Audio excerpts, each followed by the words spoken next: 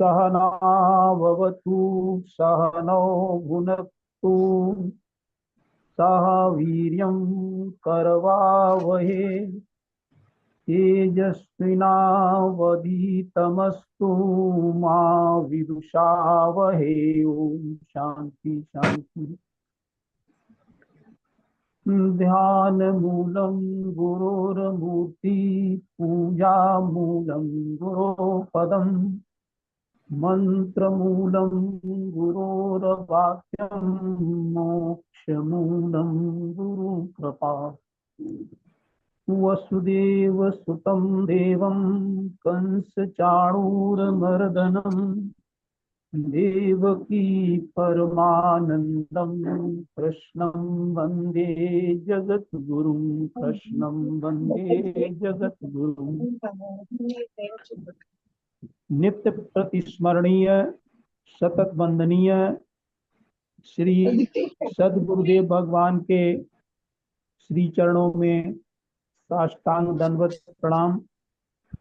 और आज इस सत्संग सभा में उपस्थित हमारे विद्वान गुरु भाइयों एवं विदुषी गुरु बहनों का सादर नमन एवं वंदन। आज के इस कार्यक्रम में प्रारंभ में भजन के लिए मैं अपनी विदुषी बहन कविता अग्रवाल को आमंत्रित कर रहा हूँ। बहन कविता अग्रवाल अपने भजन से हम लोगों को आनंदित करें। बहन कविता। जय गुरुदेव। जय गुरुदेव। सतगुरुदेव भगवान की जय। सच्चिदानंद भगवान की जय। मंच पर उपस्थित मेरे सत्संगी भाई और बहनों को सत सत नमन। मैं एक छोटा सा भजन प्रस्तुत कर रही हूँ। धीरे धीरे मोड़ तू इस मन को, इस मन को तू, इस मन को। अरे धीरे धीरे मोड़ तू इस मन को, इस मन को तू, इस मन को। मन मोड़ा तो डर नहीं, कोई दूर प्रभु का घर नहीं। मन मोड़ा तो डर नहीं, कोई दूर प्रभु का घर नहीं। धीरे धीरे मोड़ तू इस मन को, इस मन को तू, इस मन को। धीरे धीरे मोड़ तू इस मन को, इस मन को तू, इस मन को। मन लोभी मन कपटी ये मन चोर, मचा रहा है पल पल में ये शोर। मन लोभी मन कपटी ये मन चोर, मचा रहा है पल पल में ये शोर। नादान क्यों, बेईमान क्यों, नादान क्यों, बेईमान क्यों। गफलत तू यूं कर नहीं, कोई दूर प्रभु का घर नहीं। धीरे धीरे मोड़ तू इस मन को, इस मन को तू, इस मन को। अरे धीरे धीरे मोड़ तू इस मन को, इस मन को तू, इस मन को।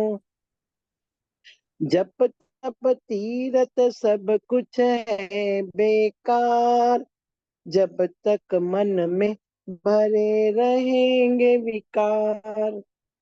जप तप तीरथ सब कुछ है बेकार, जब तक मन में भरे रहेंगे विकार। कुछ जान ले, पहचान ले, कुछ जान ले, पहचान ले। होना तू विचलित नहीं, कोई दूर प्रभु का घर नहीं।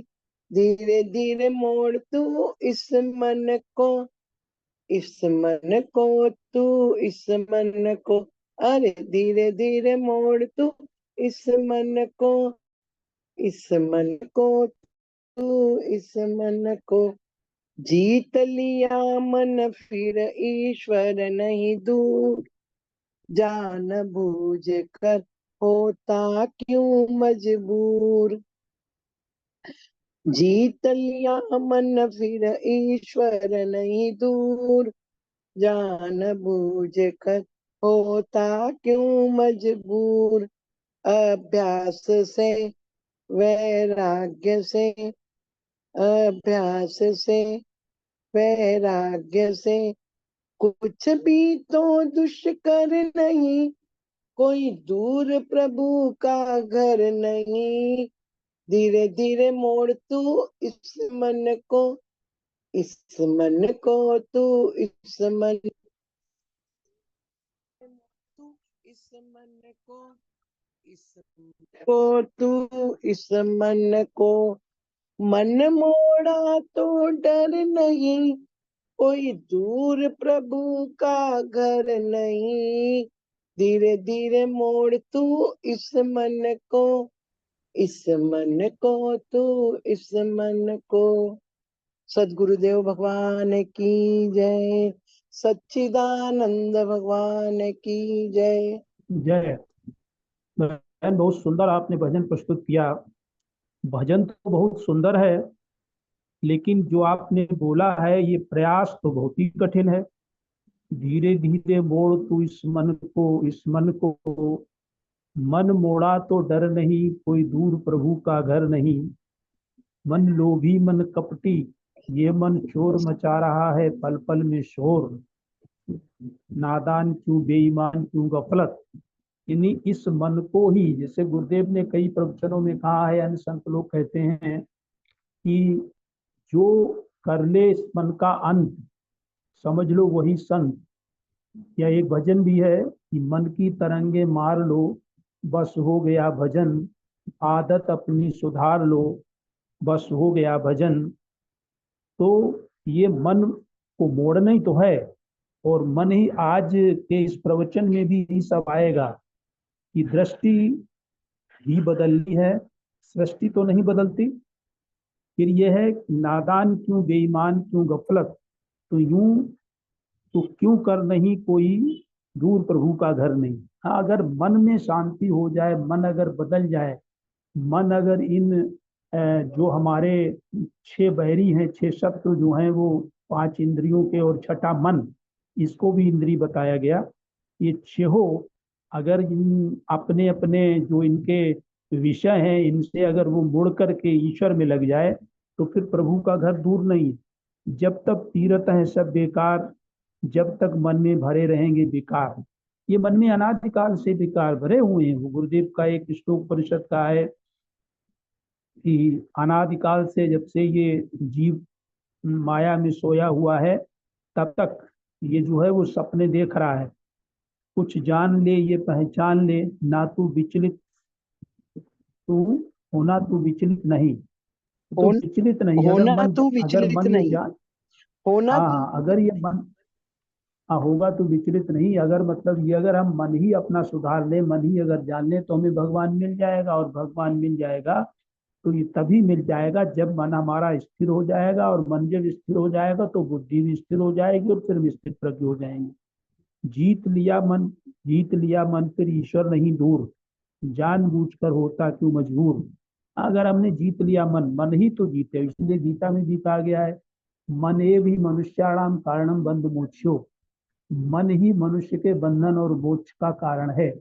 यानी मन ही हमको 84 लाख योनियों में भेज सकता है, और मन ही हमको 84 लाख योनियों से मुक्ति दिला सकता है। और गुरुवाणी में तो बराबर कहा गया है कि मन तू ज्योति स्वरूप, अपना मूल पहचान। क्योंकि आज का प्रवचन लंबा है, इसलिए मैं यहीं पर अंत करता हूँ। बहन, बहुत बहुत धन्यवाद, आपने आज मन की विशेषता बताई है। मन वाकई बहुत, ये उसको सब शुद्ध शब्दों में कहा, दुष्ट भी है और बहुत सज्जन भी है, इसे जैसा बना लिए। बहुत बहुत धन्यवाद बहन आपको। अब मैं अ, वरिष्ठ गुरु भैया भाई आदरणीय, भैया जी, भैया जी एक शब्द बोलूंगी मैं।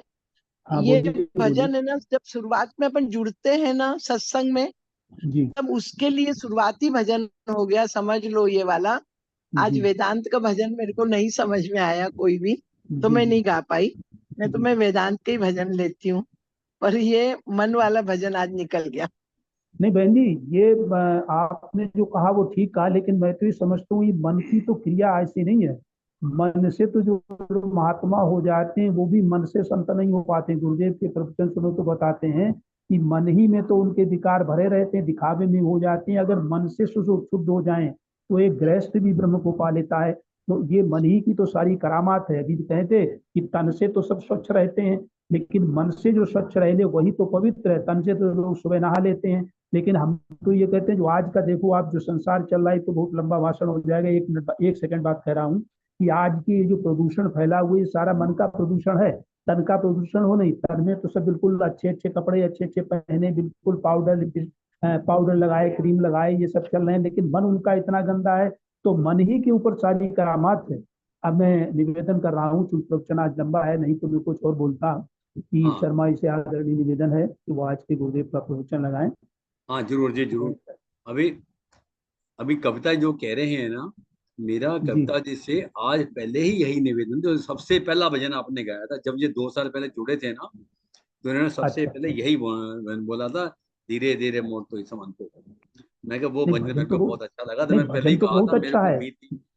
हाँ जी। नहीं नहीं, आपने ठीक कहा, भजन तो बहुत अच्छा है, लेकिन मन हाँ, को मोड़ना, ये बहुत अच्छा भजन, ठीक। बहुत अच्छा भजन है, इसमें कोई कमी नहीं है, बहुत बढ़िया। धन्यवाद जी आपका। अभी हम गुरु भगवान की अमृतमयी वाणी में आप सुनने जा रहे हैं। धन्यवाद। हाँ जी, आवाज आ रही है मेरी क्या? हाँ आ रही आ रही। हाँ हाँ जी। आज हम सदगुरु भगवान की अमृतमयी वाणी में श्रवण करने जा रहे हैं गुरु ग्राम प्रवचन 11। श्री राम जय जय राम। श्री राम जय जय राम। श्री राम जय जय राम।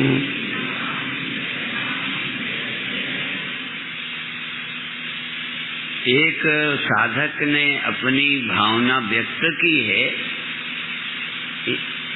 उस पर इसलिए बोलता हूँ कि उससे आपको भी 2 तरह की प्रेरणा मिल जाए।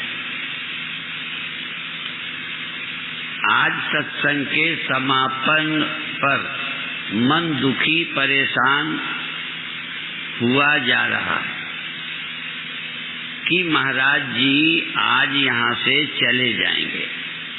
ऐसा अनुभव होता है कि आपके सामने होते हैं तो हमारे पर भी माया की दाल नहीं गलती। आपके द्वारा पिलाए गए अमृत रस में सराबोर हो जाते हैं, आनंदित रहते हैं, शरीर भी नहीं दुखता। जब शरीर आनंद रहता है तो शरीर में पीड़ा नहीं होती। उन्होंने अपना अनुभव किया है, शरीर भी नहीं दुखता। और ये ध्यान के साधकों को पता होगा, ये इससे बाहर की बात है। शरीर भी नहीं दुखता, समय का आभास भी नहीं होता।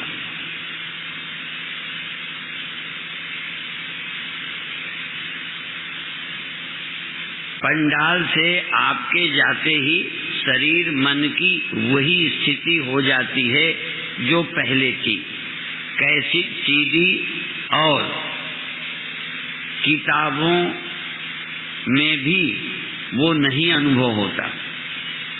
जो सामने होता है वो किताबों में, कैसेटों में भी नहीं होता।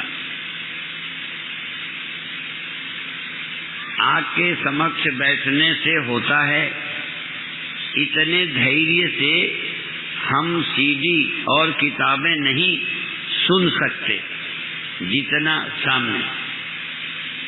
ऐसा लग रहा है आपके यहाँ से जाने से हमारे से बहुत बड़ा जीवन रस छीना जा रहा है। कृपा करके हमें उसी दशा में रख जाएं कि हम बार बार इसी आनंद में, इसी रस में डूबे रहें।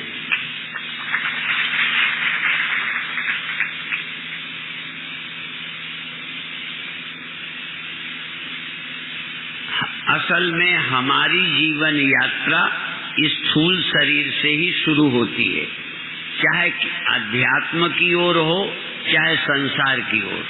इस स्थूल शरीर से ही हम दुनिया से जुड़ते हैं और इसी शरीर के माध्यम से हम अध्यात्म के रास्ते में चलते हैं। तो जैसे हमें अन्य लोगों से प्रेम होता है तो वहाँ पर भी थकान नहीं आती, वहाँ पर भी रस आता है, वहाँ पर भी समय भूल जाता है। तो ये तो बड़े सौभाग्य की बात है कि संसारिक लोगों के बजाय संत, भगवान और मंदिर में ऐसा आपको लगे, ये तो बधाई के पात्र हो। और ये भी समझो आपकी यात्रा शुरू हो गई है। अब थोड़ा थोड़ा आगे बढ़ें।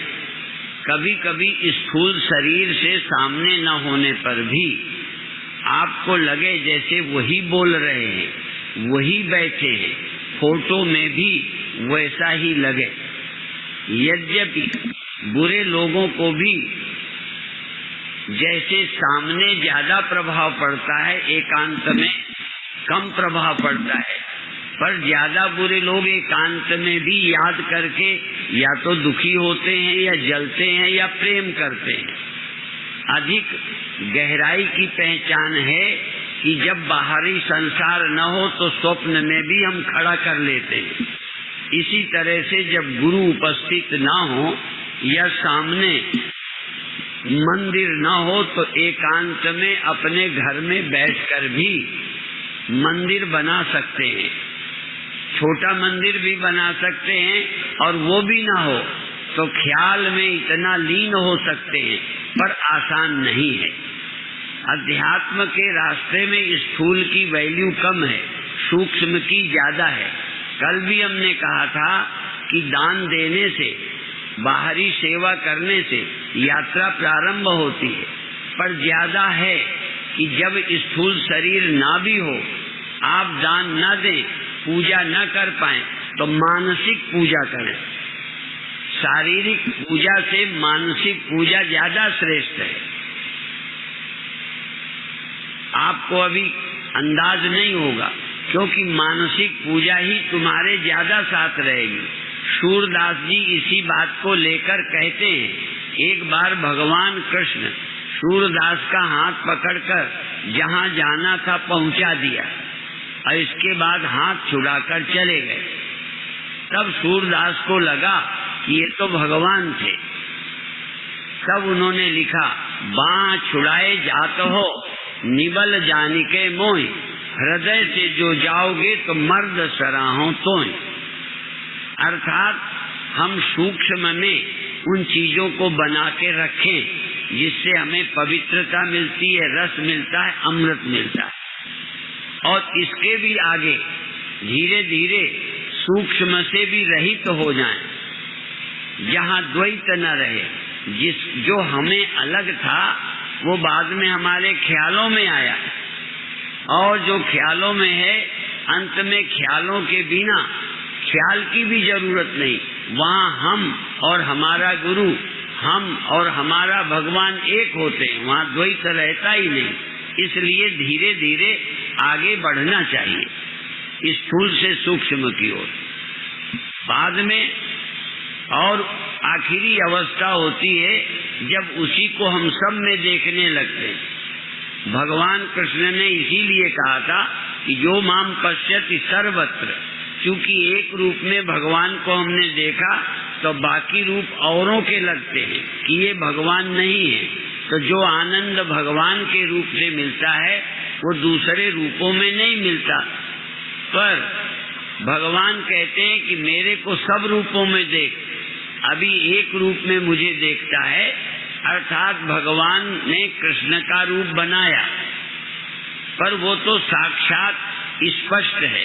पर भगवान ने सब रूप भी बनाए, पर वहाँ स्पष्ट नहीं है, इसलिए उन्हें हम भगवान नहीं देख पाते।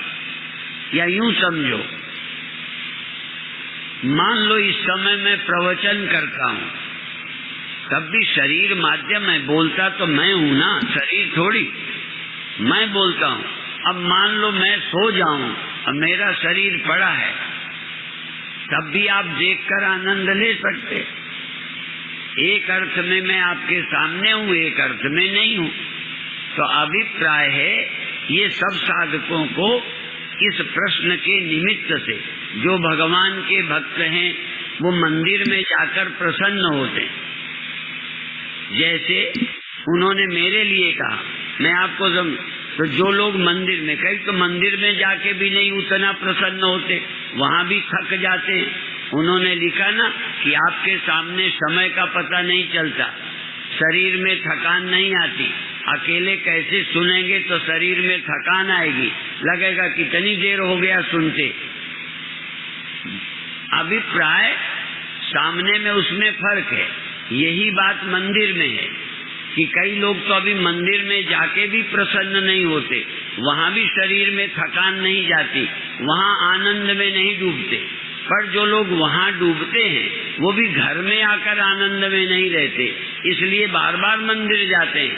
पर हम ये कहेंगे कि धीरे धीरे मंदिर को घर ले आओ, फिर जहाँ रहो तहाँ मंदिर आपके साथ रहे। इसीलिए भगवान को कहते हैं वो सदा अंग संग है, वो सदा हमारे साथ रहता है। पर दिखाई देने वाले भगवान सदा नहीं रहते। पर भगवान के दो रूप हैं, एक दिखाई पड़ते हैं, एक देखते हैं। तो दिखाई देने वाले सब जगह नहीं हैं, पर देखने वाले भगवान तुम्हारे साथ रहते हैं। दूसरा, एक रूप से भगवान तुम्हारे साथ नहीं रहते, पर अन्य रूपों से भगवान ही तुम्हारे साथ रहते हैं। पर first impression is last impression. Krishna भगवान को शुरू से ही बताया गया कि ये भगवान है, इसलिए तुरंत तुमको वो भगवान लगते हैं, अच्छा लगता है। पर इन रूपों को बचपन से नहीं बताया गया कि ये भगवान है, ये पत्नी है, ये पति है, ये बेटा है, ये फला जात का है, ये ऐसा है, ये वैसा है, ये बुरा है। तो उनके पहली नजर में ही भगवान नहीं दिखते। पर थोड़ा ध्यान दो, सब में भगवान देखने में मेहनत है, एक जगह भगवान देखने में कम मेहनत है थोड़ी, वहां पर भी उतना आनंद जितना किसी को। या समझो जिसने ये लिखा है, इसमें नाम भी है, जिसने ये लिखा है उसको जितना अच्छा लगता है, थकान नहीं आती, समय का पता ही नहीं चलता। क्या ऐसा सबको होता है? इसका मतलब मेरे लिए भी सबका मन एक जैसा नहीं है। ऐसे ही भगवान के मंदिर में भी सब बराबर आनंदित नहीं होते। जो भगवान के भक्त हैं वहां बैठकर आनंद में ऐसे ही डूब जाते हैं, भगवान बोलते भी नहीं। हम तो चलो बोलते हैं, बोलते नहीं। कई लोगों को भगवान के मंदिर में यही अवस्था हो जाती होगी जैसे किसी की यहाँ हो जाती है। भगवान को देखते हैं, आनंद होता है, हाथ जोड़कर बैठते हैं, आनंद होता है, घंटों बैठेंगे, बोर नहीं होंगे, थकान नहीं आएगी। तो ये वहां पर भी अच्छी शुरुआत है। पर धीरे धीरे याद करो कि मैं एकांत में हूँ, पर एकांत में भगवान की याद करके अपने अंदर अनुभव करो। फिर इसके बाद क्योंकि सर्वत्र हमें भगवान का आनंद लेना है, तो पहले भगवान के सामने, फिर जहाँ रहो तहाँ भगवान को ले आओ। फिर धीरे धीरे जिसे देखो उसे भी भगवान देखो। एक हमारे संत हरिमिलापी जी हुए, देश के बंटवारे के समय वो इधर आए, जैसे पंजाबी लोग आए तो उनके बहुत पंजाबी भक्त, तो वो ये बहुत बोला करते थे। एक तो कहते थे हर मिलापी बन के दुनिया में सदा गुजरान कर, दिल किसी का मत दुखा, हर में हर पहचान कर। हर एक आदमी में हर को पहचानो। दूसरा वो कहते थे ये सोनी सोनी सूरतों वाले, ये सोनी सोनी सूरतों वाले मेरी माला के मन के हैं, देखता जाता हूँ, इबादत होती जाती है। अर्थात आंखों से देखते जाओ, पर जैसे भगवान को देखकर खुश होते हो या जैसे मुझे देख करके किसी को, तो इनको देख के क्यों खुश नहीं होते? क्या भगवान का एक ही देह है? हाँ, कल्याण के लिए, अवतार के लिए एक देह में आए, पर ज्ञानी के लिए, पहचान वालों को अनेक रूपों में वही है। और ये साथ में कह दिया, यो माम पश्यति सर्वत्र सर्वम च मयि पश्यति तस्याहं न प्रणश्यामि सच में न प्रणश्यति। जो सब में मुझे देखता है वो मेरे से कभी जुदा नहीं होता, मैं उससे कभी जुदा नहीं होता। अर्थात मेरे से जुदा कौन होंगे? किनसे मैं जुदा होऊंगा? जिनको मैं एक रूप में दिखता हूँ। यदि सब रूपों में देखोगे तो जुदा ही नहीं होऊंगा, हजारों रूपों में मिलेंगे। इसलिए वो, और हमारे यहाँ कीर्तन जैसे भगवान के लिए लोग गाते हैं ना, हमारे गुरु भाई लोग ऐसे ही गाते थे बदल के, गुरु मैं जग दिखलावे मोहि दूजो न भावे। हमें गुरु में जगत दिखाई देता है, जहाँ जाते हैं आनंद अनुभव करते हैं। पर आप पहले देख चुके हो कि ये और कोई है, ये फलाना है, अब तुमको पुनः भगवान देखना, गुरु देखना मुश्किल पड़ रहा है। जिससे पहले ही बहुत लड़ाई हो गई हो, कभी दुश्मनी हो गई हो, किसी से मारपीट हो गई हो, किसी कारण से सही, फिर उससे तुम्हें शादी करना पड़े,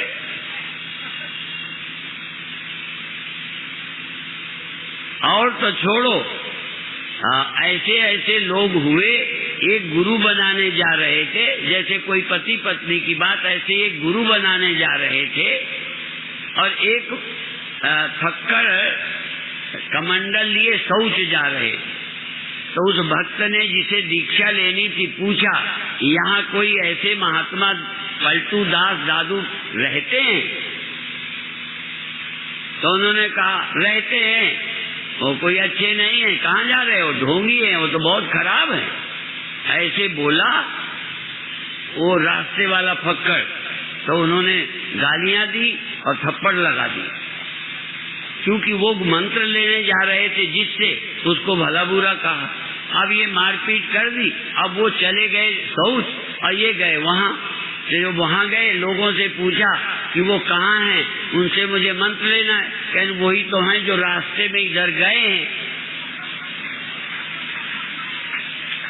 अब जिनको गुरु बनाने जा रहा था उनकी पिटाई पहले कर दी।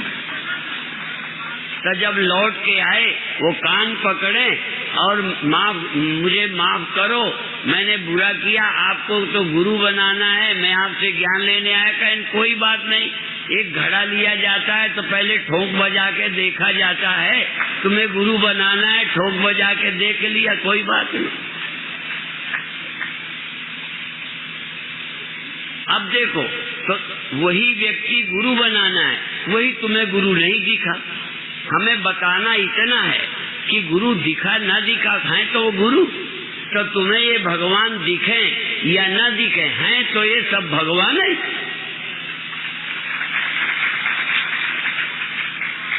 पर तुम्हें कैसे दिखे? बड़ा मुश्किल है कि ये भगवान दिखे।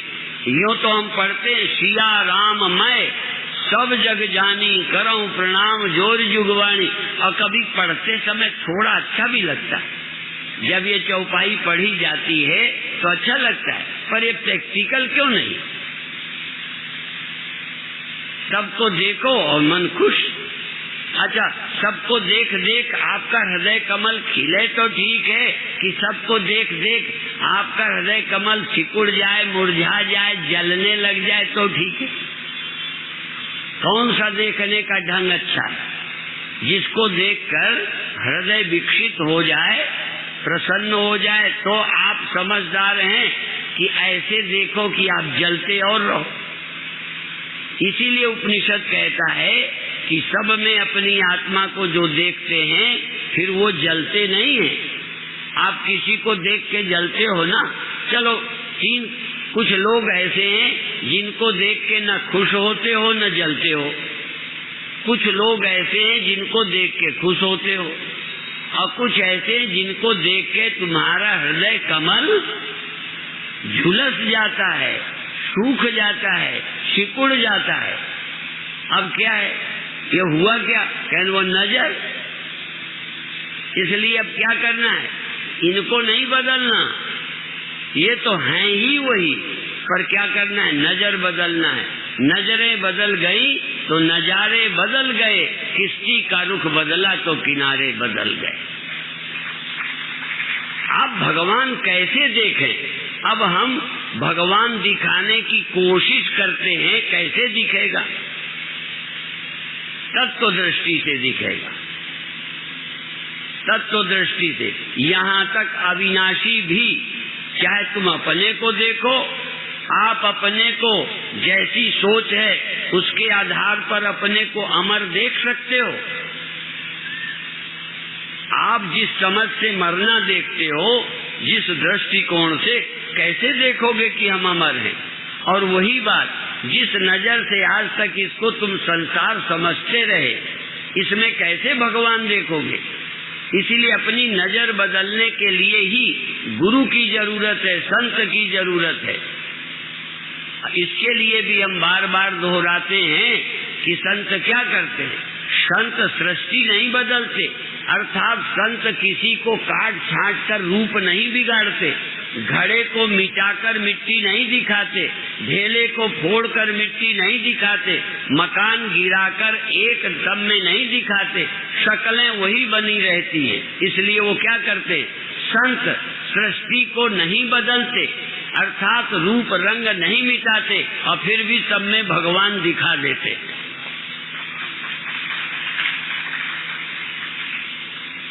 यही तो बात है, संत सृष्टि नहीं बदलते, दृष्टि बदल देते। अच्छा, ये कोई अक्षर लिख दिया, अब जो अक्षर तुम आज तक पढ़ते आए हो, तुम्हें धोखा नहीं होता। मुझे पंजाबी में धोखा हो जाता है, क्योंकि पंजाबी का पा, पंजाबी का माँ, हिंदी का माँ, किसी का सा, वो एक जैसे हो जाते। नहीं देखा तो वो सही क्या है। अब पंजाबी में पढ़ें तो वो सही, और हिंदी में पढ़ें तो ये सही। अब हिंदी के समय पंजाबी, कभी कभी पंजाबी के समय मेरी पढ़ी हुई हिंदी, बात ध्यान देना, मैं चूंकि हिंदी पढ़ा हूँ, पंजाबी थोड़ी देखने की, पढ़ने की कोशिश करता हूँ, तो उन अक्षरों को मैं कुछ का कुछ पढ़ लेता हूँ। क्यों? क्योंकि पंजाबी पूरी नहीं आती, हिंदी से पढ़ता हूँ पंजाबी। बात समझ गए। ऐसे ही अभी तक आप इसको जगत देखते आए हो, ठीक है ना। अभी तक आप अपनी समझ और इंद्रियों से इसे जगत देखते आए हो। अब अध्यात्म में आकर इसको हम इसी रूप रंग को कहते हैं ये परमात्मा है। अब आपको धोखा होता है, कंफ्यूजन होता है। इसलिए कुछ दिन पंजाबी ठीक ठीक मैं पढ़ लूं, तो फिर जब पंजाबी पढ़ूंगा तो 100% पंजाबी पढ़ूंगा, जब हिंदी पढ़ूंगा तो हिंदी। अभी क्या है, हिंदी के समय पंजाबी, हिंदी के समय पंजाबी तो नहीं आती क्योंकि हिंदी पक्की है, पर पंजाबी के समय हिंदी जरूर आड़े आ जाती है। मैं उसके धा को पा, माँ को सा को माँ, गड़बड़ सड़बड़ पढ़ लेता हूँ। कारण हिंदी मुझे पक्की है, पंजाबी नहीं है। ऐसे ही अभी आपको जगत सच्चा है, परमात्मा थोड़ा गप है। इसलिए इसके पढ़ने में आपको मेहनत पड़ेगी। जैसे नए सिरे से मुझे पंजाबी के अक्षर पहचानने सीखने पड़ेंगे, ठीक है ना। इसी तरह से यदि आपको ब्रह्म देखना है, ब्रह्म देखना है, तो जैसे कुछ दिन गुरु पढ़ावें, वैसे ही पढ़ो, वैसे ही सुनो, वैसे ही समझने की बुद्धि बनाओ। बार बार तुम्हारा मन हिंदी के अनुसार अक्षर देखेगा, फिर समझाओ कि नहीं, इस तरह से आपका मन और इंद्रियां ये देखेंगे ये फला है, ये है, तब आप तत्व को पहचानो। इसी तरह से और एक उदाहरण दे दें। हम भोजन कराने के लिए जूते की डिजाइन की कटोरी बनाए, जूते की डिजाइन की, चप्पल की डिजाइन की, और कोई ऐसे बर्तन बनाए, फिर सब्जी परोसें, आपको दे दें। ये ख्याल क्यों आया? एक जगह में हिसार में था, उनकी मेज में पीतल के जूते रखे थे, वो अपना सिगरेट बीड़ी पीकर उसमें झाड़ा करते थे। तब मैं सोचने लगा कि ये पीतल है, यदि इसमें सब्जी साफ सूफ करके सब्जी रखे तो क्या हर्ज है। पर एक बार मैंने उनको जूते की तरह देखा है, गलत इस्तेमाल देखा। मैं झूठ नहीं बोलता, सच बोलता हूँ। हम गांव में जन्मे, बहुत पहले कोई घर पर बीमार हो गया तो शौच जाना पड़ा, तो एक ऐसे जो डॉक्टरों के यहाँ पहले ऐसे बर्तन होते थे, किनारी नीली नीली सफेद सी प्लेटें, तो उसमें वो टट्टी कराते थे हम लोगों को जब हम बीमार थे। तो बड़े हो गए, साधु बन गए, यदि उस प्लेट में भोजन आ जाए, क्योंकि वो प्लेटें तो कहाँ थी, पर उस डिजाइन की प्लेट में अभी भी लगता है उल्टी हो जाएगी यदि बर्तन आएगा। तो शक्ल मन में बस गई। उसका प्रयोग शौचालय में देखा था, अब वो भोजनालय में देखा। एक जगह और हुआ, एक महात्मा फिल्मी गाना गा दिया और मैं बड़े आनंद से सुनता रहा, मैं अर्थ अपना लगाता रहा। और एक घर में, जिस घर कीर्तन गा रहे थे, एक लड़का इधर जाए उधर जाए, बहुत बेचैन था।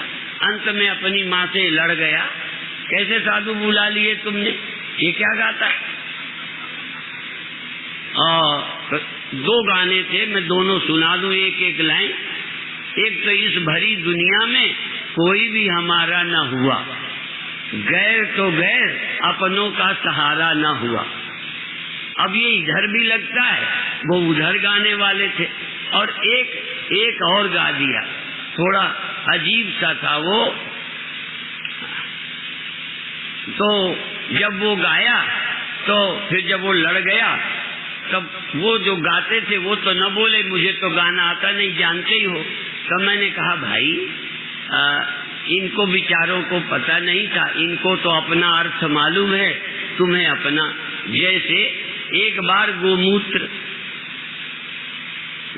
नहीं है, गोमूत्र का अर्क होता है, उबाल करके भाप बनाते हैं, सीधा मूत्र नहीं होता, और उसकी बहुत औषधियां बनती। खैर, तो इसी तरह से हमने कहा कि वो जो बोतलें चलती है ना शराब में, उनमें कुछ दिन, क्योंकि वो सस्ती मिल जाती है खाली बोतलें, नई खरीदो तो महंगी मिलती, तो उन बोतलों में ही गोमूत्र या गंगा जल, समझ लो गंगा जल ले आए। तो कई बोतलें देख के कहेंगे बाबा है, अब वो है तो गंगा जल, पर जिनको अभ्यास है वो तो देखेंगे शराब बाबा लिए फिरता। समझ में आए ना। अभिप्राय ये है कि हम अपनी आदत से ही अर्थ निकालते रहते। तो जिन्होंने अभी तक अपनी कामना के कारण मेरा तेरा, स्त्री पुरुष, मनुष्य, ये सब देखा है, अब उनके ख्याल में बसा है। जैसे आप लोग गहने पहनते हैं तो उसका वही नाम लेते हैं, पर वो सोना भी तो है, पर वही नाम लेते हो। इसी तरह से बर्तनों का वो नाम लेते हो जो प्रचलित हो गया, मिट्टी भी तो है वो। इसी तरह से आप अपने गहने, एक बार ये बहुत प्रचलित है कि दीपावली को गांव में पहले कोई बहुत मीठे अच्छे तो मिलते नहीं थे, दीपावली को ये शुगर के शक्कर के खिलौने बनाकर बेचते, बच्चे खाते। तो कोई हाथी बनाता, घोड़ा बनाता, ऊंट बनाता, बकरी बनाता, सुअर और कुत्ता बनाता, काहे के बोलो? हाँ, शक्कर के। अब वो बनाए। अब एक कहता है तो सुन के ही बुरा लगे, कहते एक लड़का तो कहता है, कहते मैं सुअर खाऊंगा। अब वो सुअर खाएगा कि शक्कर खाएगा? सुअर है का? और एक कहता है सुअर का नाम ले तो, अब वो नाम ही बुरा। तो ये जो नाम पड़ गए हैं, ये सांसारिक नाम पड़ गए हैं, ये सांसारिक शक्ल उतार कर देखो, उतार कर माने हटाओ नहीं, समझ से देखो क्या है। सुअर को तोड़ो नहीं, गधे को मारो नहीं, देखो क्या है वो, और वो समझ के खाओ। और इसी तरह से आजकल वो कई चीजों का नाम भी ऐसा रखते हैं, जैसे वो मांस के नाम होते हैं, ऐसे भोजन के नाम रख रखे हैं कि पहले धीरे धीरे इनकी आदत पड़ जाएगी, नाम का सुअर खाएंगे, फिर सच्चा वाला भी खा लेंगे। नाम गलत लोग रख देते हैं। हम लोग तो मांस एक जगह ये हम लोग विदेशों में जाते हैं तो जो ईसाई लोग हैं वो एक दिन पूजा करते हैं, उनका दिन आता है तो बोतलों में वो शराब के नाम से देते हैं। अब उसमें शराब तो कहते हैं हम नहीं डालते, लेकिन उसको शराब के नाम से उनके मजहब में उस दिन पीना चाहिए, वो कोई पर्व मनाते हैं, तो हम तो उस नाम का वो पानी भी हो तो नहीं पीते। ऐसे ही जैसे हम परहेज करते हैं, वैसे ही आप संसार के नाम से भगवान भी हो तो तुम उसे छूना नहीं चाहते, परहेज करते हो। अभिप्राय ये है, अधिक देर तक नहीं बोलेंगे। आज कथा का समापन दिन है, इसमें कथा का भोग पड़ेगा। आप अभी कथा सुनेंगे और परीक्षित का मोक्ष होएगा। अब देखते हैं, यदि परीक्षित इसी में मुक्त हो गए तो अच्छा है, यदि तब भी नहीं मुक्त हो गए तो अपन रात को फिर आएंगे, फिर देखेंगे परीक्षित के हाल क्या है। हाँ, परीक्षित से अपन भी निपटेंगे, तो क्योंकि हम कथा में नहीं बाद में। और देखो हमारी दृष्टि से परीक्षित क्या, अभी हम रात को ही बताएंगे। ओम शांति शांति शांति। जय गुरुदेव। जय गुरुदेव। आज गुरुदेव के प्रवचन में स्थूल शरीर से सूक्ष्म शरीर और फिर उससे आगे की यात्रा जहाँ पर सूक्ष्म भी न रहे, गुरुदेव समझाते हैं दान से या बाहरी सेवा से यात्रा शुरू तो होती है, जो स्थूल शरीर की क्रिया होती है, लेकिन अगर हम मानसिक पूजा करें, जैसा कि एक भक्त था उसने अपने पत्र में लिखा था, उसी का संदर्भ देते हुए गुरुदेव ने प्रवचन आरंभ किया। तो मानसिक पूजा करें, शारीरिक से मानसिक पूजा ज्यादा श्रेष्ठ है। इसके और भी कारण है, जैसे शारीरिक पूजा तो कुछ निश्चित समय के लिए हो सकती है, लेकिन मानसिक पूजा का तो कोई निश्चित समय भी नहीं होता, वो तो चलते फिरते उठते बैठते अपना काम करती होगी। तो वही गुरुदेव कहते हैं मानसिक पूजा ही हमारे साथ ज्यादा रहेगी। फिर गुरुदेव ने दूसरा उदाहरण दिया सूरदास जी का, कि सूरदास जी को भगवान कृष्ण मिल गए, लेकिन बालक रूप में वो जहाँ उन्हें पहुंचाना था वहां पहुंच के छुड़ा के चल दिए। तब सूरदास जी ने समझा कि ये तो भगवान ही है। तब कहा कि वहां छुड़ाए जात हो निवल जान के मोही, हृदय से जो जाओगे मर्द सराहों तो। ऐसी स्थिति जब बन जाए तो हम भी सूरदास और तुलसीदास जी और कबीरदास जी जैसे हो सकते हैं। फिर गुरुदेव कहते हैं सूक्ष्म में हम उन चीजों को बनाकर रखें जिनसे हमें पवित्रता मिलती है। सूक्ष्म में तो हमारे विचार भी आते हैं, और विचारों में अगर हमारे पवित्रता आ जाए, विचारों में हमारे अगर संसार की जगह या अध्यात्म बस जाए, परमात्मा बस जाए, ब्रह्म बस जाए, तो फिर हमारा पहुंचने में देर नहीं लगेगी। गुरुदेव कहते हैं कि ऐसी पवित्रता मिले, ऐसा रस मिले, ऐसा अमृत मिले, और फिर धीरे धीरे हम सूची से भी रहित हो जाएं, जहाँ द्वैत ही न रहे। इन्हीं शब्दों के साथ मैं आज एक व्यक्ति के लिए अपनी विदुषी बहन कांता गोयल को आमंत्रित कर रहा हूँ। बहन कांता गोयल अपना अपनी व्यक्ति देने की कृपा करें। बहन कांता। जय गुरुदेव। जय गुरुदेव। सदगुरुदेव भगवान की जय। गुरुदेव भगवान के श्री चरणों में कोटि कोटि प्रणाम। मंच पे उपस्थित सभी गुरु भाई बहनों सादर नमन। आज के प्रवचन में गुरुदेव भगवान किसी भक्त के पत्र का उल्लेख करते हुए उनके लिखे हुए मनोदशा का वर्णन करते हैं। गुरुदेव भगवान बताते हैं कि हम जीव स्थूल शरीर के माध्यम से ही संसार से जुड़ते हैं और स्थूल शरीर के माध्यम से ही भगवान से जुड़कर प्रेम करने लगते हैं। फिर चाहे वह मंदिर में विद्यमान भगवान की प्रतिमा हो, चाहे गुरु रूप में गुरु भगवान, चाहे और कोई जो भी हमें प्रिय लगे। गुरुदेव कहते हैं कि किसी को कुछ पसंद होता है, किसी को कुछ, लेकिन यदि कोई इस अध्यात्म के रास्ते में बढ़ता है तो उसे गुरु प्रिय लगे, भगवान प्यारे लगे, तो वह बहुत भाग्यशाली है।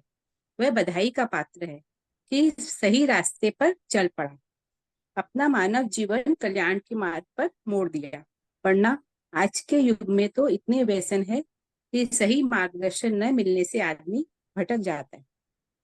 तो गुरुदेव भगवान कहते हैं कि ये बहुत अच्छी बात है कि हमें अपने जीवन में भगवान का, गुरु का अभाव लगे, क्योंकि अभाव लगेगा तब ही तो हम उनसे और जुड़ने की आशा करेंगे। उनका वियोग हमें और उनके करीब लाएगा।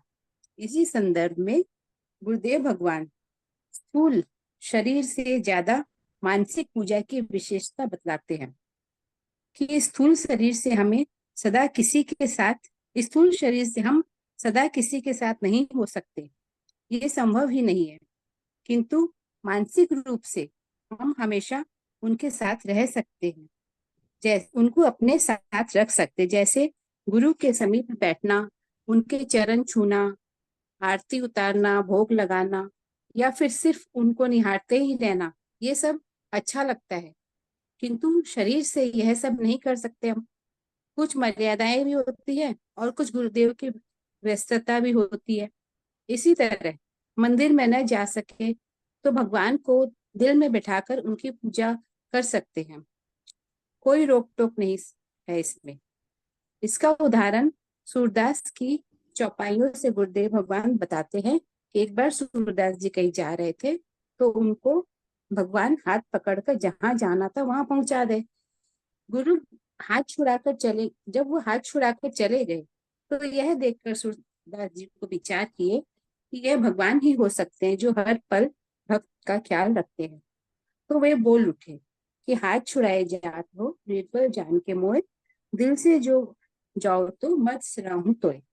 यानी जो हर पल हर क्षण मन मंदिर में विराजमान हो, उसे कोई कैसे अलग कर सकता है।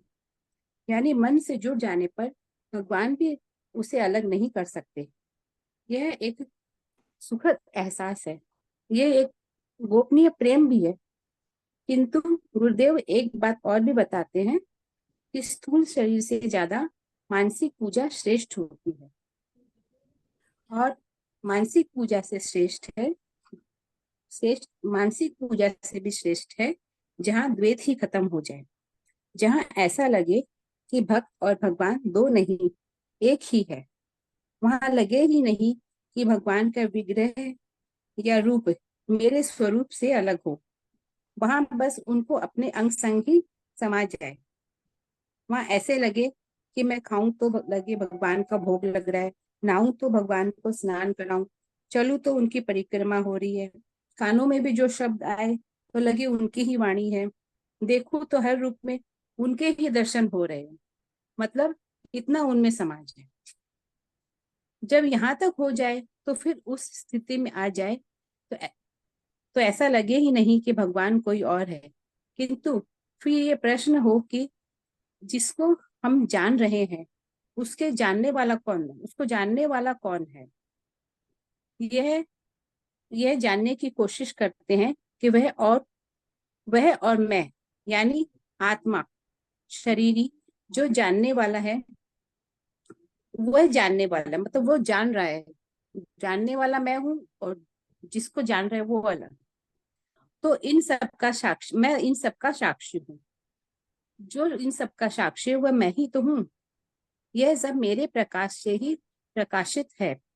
मैं और वह दो नहीं, उस एक परमात्मा का ही अंश है। हम सब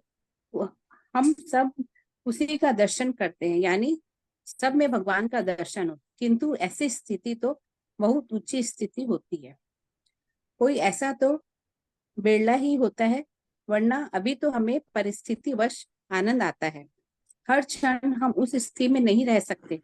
सबके लिए सबका मन एक जैसा नहीं होता।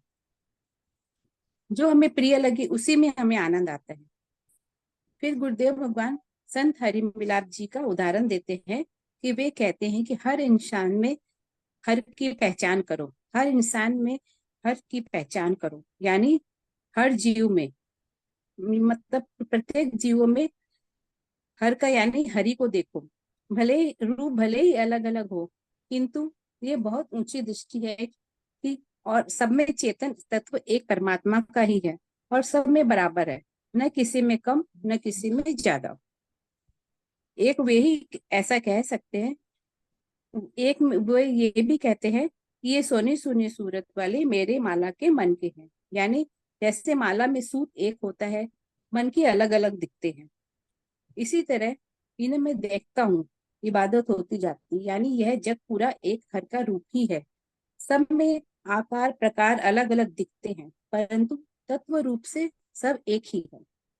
हम सब में परमात्मा का दर्शन करें तो फिर वियोग किसका होगा, छूटने का भय भी किसका होगा। इसी तरह भगवान श्री कृष्ण ने भी गीता में कहा है कि जो मुझे सर्वत्र देखता है, मैं उससे कभी जुदा नहीं होता, वह मुझसे कभी अलग नहीं होता। जिनको कृष्ण सिर्फ एक विग्रह रूप में दिखेंगे तो वह सीमित में उन्हें जान पाएंगे, किंतु जो उनकी प्रभुता को जान गया कि परमात्मा असीम है और कृष्ण असीम है, तो हर रूप में जब यह भेद जान जाएंगे तो फिर वियोग होगा ही नहीं। किंतु अभी हम सीमित में दृष्टि रखते हैं, इसीलिए हमें उनका बिछुड़ना दुख देता है।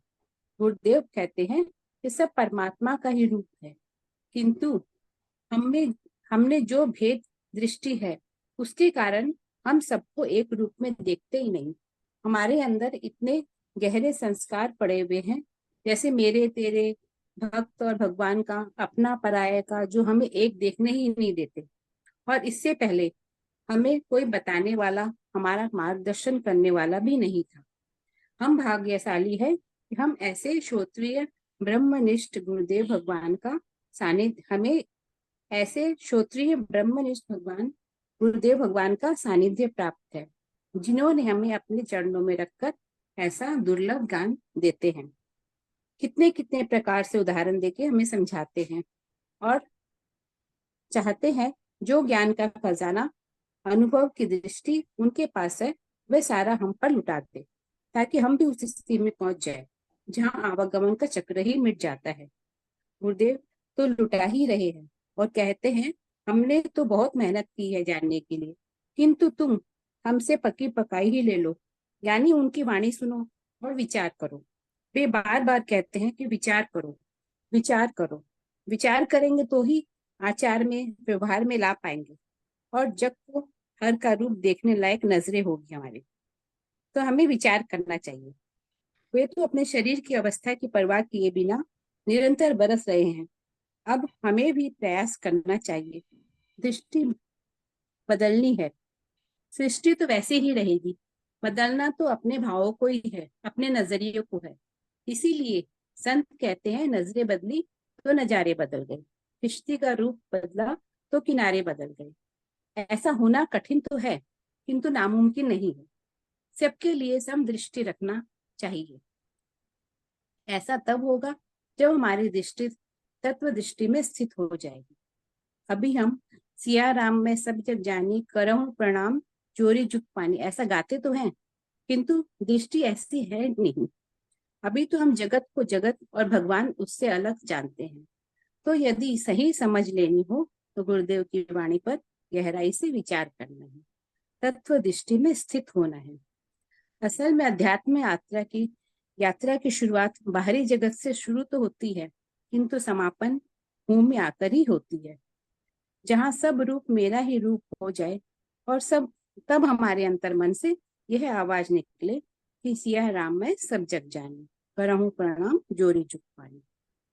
जय गुरुदेव। इसके साथ हम अपने वाणी को विश्राम देते हैं। जय गुरुदेव। जय। थोड़ा लंबा हो गया।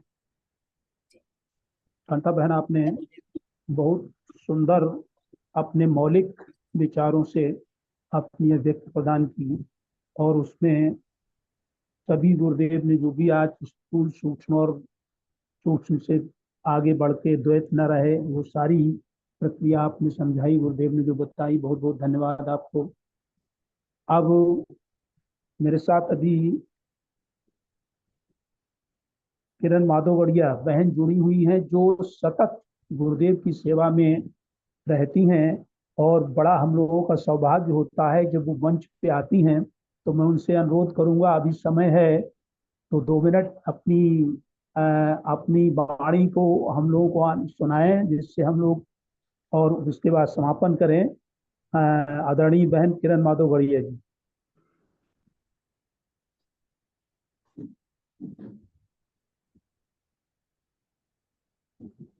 शर्मा जी देखो, माधोगढ़ किरण जी अभी तो है, मैंने देखा था। है किरण माधोगढ़िया जी, किरण माधोगढ़िया जी आप अनम्यूट कीजिए। जो शब्द कहेंगे तो ठीक है, नहीं तो समापन कीजिए। हाँ हाँ, नहीं वो कहेंगी तो है उनको।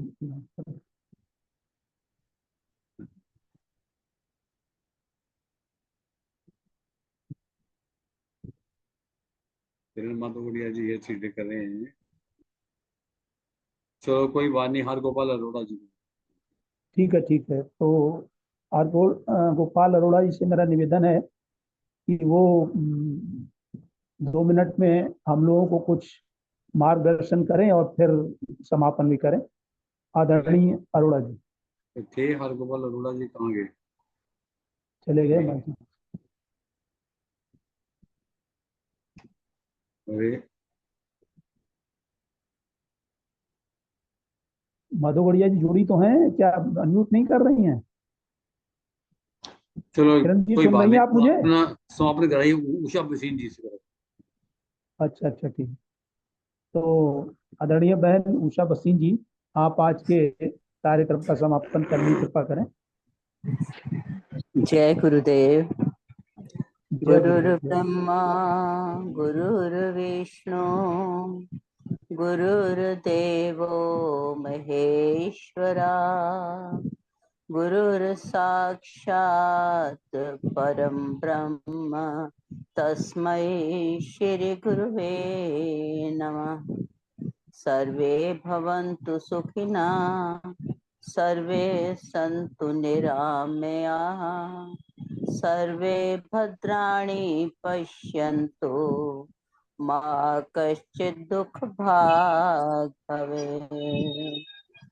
ओम शांति शांति शांति। बोलो सच्चिदानंद भगवान की जय। जय आज के आनंद की जय। जय। नमो वो चालू नारायण। नहीं हो रहा था, अभी हुआ हाँ जी। है हाँ, मेरा।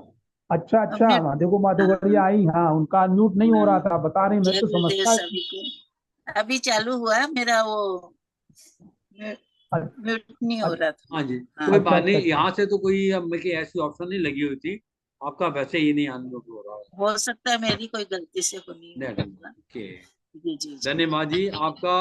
आज काफी दिनों के बाद जुड़े हैं, बहुत बहुत धन्यवाद। आप जुड़ते रहिए। जी जी जी। धन्यवाद। वही तो मैं कर समझ सके रहा तो था, वैसे तो माधोगढ़िया जी जो अब आपस से जुड़ेंगी और आपस से मतलब कुछ न कुछ कहेंगी जरूर, लेकिन यही प्रॉब्लम हो रही थी टेक्निकल। आपसे समापन का अनुरोध किया था, क्योंकि आप तो नहीं, मैंने कोशिश की थी, अभी हुआ है मेरा। कोई बात ऐसे। नहीं, कोई बात नहीं। अब आप ठीक इसी है। तरह जुड़िए। ठीक है, जी धन्यवाद बहन, जुड़ने के लिए बहुत बहुत धन्यवाद। जय अच्छा जी, हाँ, नमो नारायण, नमो नमो नारायण, नमो नारायण। एंड करें मीटिंग। नमो नारायण, नमो नारायण।